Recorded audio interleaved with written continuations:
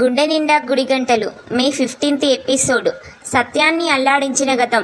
బాలుకి పార్వతమ్మ ఆహ్వానం. పార్వతమ్మ సుమతిని వెంటబెట్టుకొని సత్యం ఇంటికి వస్తుంది. వచ్చే ముందే లోపలికి రావడానికి ఆలోచిస్తుంది. అల్లుడు గారు ఉంటే ముఖం చెల్లదు, ఉంటే పిలవకుండా వెళ్ళలేము అనుకుంటూ ఉంటే, సుమతి కారు లేదు కదమ్మా, బావ లేనట్లున్నాడు కదమ్మా అంటూ గుమ్మం దాకా తీసుకొని వెళ్తుంది. అయితే గుమ్మం ముందు నిలబడగానే ప్రభావతి వెటకారం మొదలవుతుంది. ప్రభావతి తన తల్లిని చెల్లిని మాటలు అనడంతో మీనా కోపంగా, ఇలా మాటలు అనిపించుకోవడానికి ఎందుకు వస్తారు మీరు?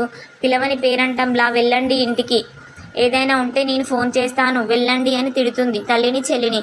ఇక సత్యం మాత్రం ఊరుకోడు. లోపలికి రండి చెల్లమ్మ అంటూనే ప్రభావతి నోరు మోయించే ప్రయత్నం చేస్తాడు. దాంతో పార్వతమ్మ సుమతులు లోపలికి వస్తారు. ఇక ప్రభావతి వెటకారం కట్టలు తెంచుకుంటుంది. మీ వాడు ఏ విధవ పని చేసి దొరికిపోయాడో, మా వాడు కొట్టాడంట అంటూ చురుకలు వేస్తూనే మాట్లాడుతుంది. పార్వతమ్మ కన్నీళ్లతోనే, అన్నయ్య నా భర్త పోయి ఏడాది అవుతుంది, సంవత్సరికం చెయ్యాలి కదా, అందుకే అందరినీ పిలవడానికి వచ్చాను అంటుంది. దాంతో సత్యానికి గతం గుర్తొస్తుంది. సంవత్సరం అవ్వబోతుందా అనుకుంటూ గతంలోకి వెళ్తాడు. మీనా తండ్రి నరసింహ శివ దారి తప్పాడనే బాధతో ఏడాది క్రితం రోడ్డు మీద ఏదో ఆలోచిస్తూ సత్యం నడిపే బస్సుకి అడ్డం వస్తాడు. సత్యం అరుస్తూనే నా తప్పుకోమని హారర్ కొడుతూనే నరసింహాన్ని గుద్దేస్తాడు. వెంటనే బస్ ఆపి నరసింహంని ఒడిలోకి తీసుకొని, మీకేం కాదయ్యా, ఆసుపత్రికి తీసుకొని వెళ్తాను అని సత్యం నరసింహను ఆసుపత్రికి తీసుకొని వెళ్తుంటాడు. అప్పుడే చావు బతుకుల మధ్య నరసింహ, నా కూతురు మీనా పెళ్లి చెయ్యాలి, గొప్ప సంబంధం తీసుకొచ్చి పెళ్లి చెయ్యాలి అనుకున్నాను, తన పెళ్లి చూడకుండానే అంటూ నరసింహ కన్ను మూస్తాడు.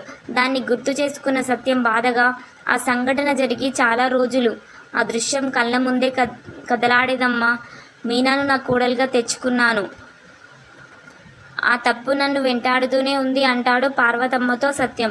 మీనా సుమతి పార్వతమ్మ ముగ్గురు కన్నీళ్లతో అల్లాడిపోతూ ఉంటారు. ప్రభావతి మాత్రం ఊరుకోదు. ఇంటి నట్టింట్లో మీ శోకాలు మాకు శుభం కాదు అంటూ నోటికి వచ్చినట్లు వాగుతుంది. మీనా అప్పటికే మా అమ్మను ఎందుకు అవమానిస్తారు అంటూ ప్రభావతితో పోరాడుతుంది. మీకు నచ్చకపోతే నువ్వు కూడా వాళ్ళతోనే పో అని మీనాను తిడుతుంది ప్రభావతి. సత్యం ఆపలేకపోతాడు. స్థాయిల గురించి, డబ్బులేని పరిస్థితుల గురించి అవమానిస్తుంది ప్రభావతి. ఇక సత్యం కోపంగా, ప్రభ ఆపుతావా లేదా, నీ మొగుడిని దద్దమ్మని చేసింది చాలు, నడువు ఇక్కడి నుంచి అని అరుస్తాడు కోపంగా. దాంతో ప్రభావతి, అరే యాక్సిడెంట్ చేసింది మీరు, దద్దన్ననని తెచ్చి పెట్టింది మీరు, నన్నంటారేంటి అని అరిచి ప్రభావతి వెళ్ళిపోతుంది. ఊరుకోండమ్మా ఊరుకోండి అని సర్ది చెబుతాడు. అప్పుడే పార్వతమ్మ, అన్నయ్య మీనా కాపురం నిలబడేలా చూడండి అన్నయ్య అని అడుగుతుంది. నేను ప్రాణాలతో ఉన్న మీనా బాధ్యత నాదేనమ్మా, నాదే అంటాడు సత్యం. అమ్మ మీనా వాళ్ళని పంపించు అని సర్ది చెబుతాడు. అన్నయ్య అల్లుడు గారికి చెప్పి వెళ్ళాలి అనుకున్నాను అంటూ పార్వతమ్మ అనగానే, పర్లేదమ్మా, సంవత్సరికానికి మీనాను బాలును పంపిస్తానులే అంటాడు సత్యం. దాంతో పార్వతమ్మ సుమతి మీనా ముగ్గురు బయటికి నడుస్తారు. జాగ్రత్తగా వెళ్ళండమ్మా అంటూ ఉంటుంది మీనా వాళ్ళతో. అప్పుడే బాలు వస్తాడు.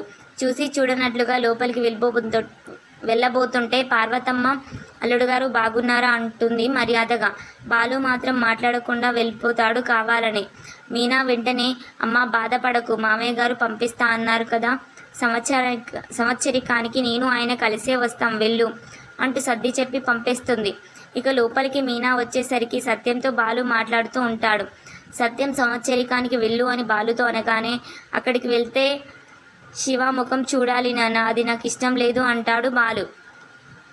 నువ్వు వెళ్తున్నావు అంతే అని సత్యం అంటే బాలు కోపంగా అక్కడి నుంచి వెళ్ళిపోతాడు. వెంటనే మీనా కోపంగా బాలు వెనకే వెళ్ళి, ఇప్పుడు మీ అమ్మ మా అమ్మను అవమానించి పంపించింది, మీరేమో మాట్లాడకుండా లోపలికి వచ్చేశారు అంటూ కోపంగా అంటుంది.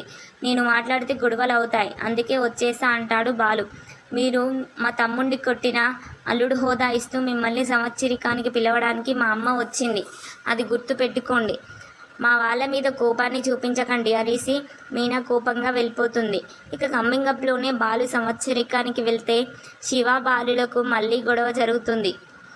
ఇలాంటి మంచి మంచి వీడియోస్ కోసం నా ఛానల్ని సబ్స్క్రైబ్ చేయండి, షేర్ చేయండి, లైక్ చేయండి, వీలైతే కామెంట్ చేయండి, నైస్ అని కానీ అస్సాం అని కానీ. Thank you.